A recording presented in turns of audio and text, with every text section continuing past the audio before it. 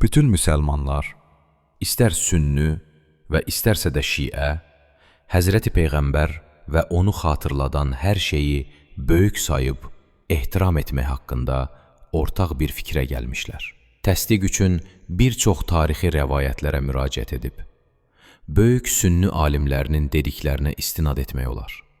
Məsələn, Həzrəti Zəhra və digər səhabələr Rəsulullahdan təbərrük istəyirdilər. Yaxud əhl-i sünnə rəvayət edir ki, Abdullah bin Ömər Allah Rəsulunu xatırladan hər şeyi qorumağa çalışırdı.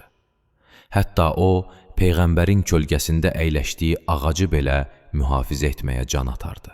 Əhməd bin Həmbəl Rəsulullahın hər bir əşyasının bərəkət bəxş etməsinin mümkün olduğunu demişdir.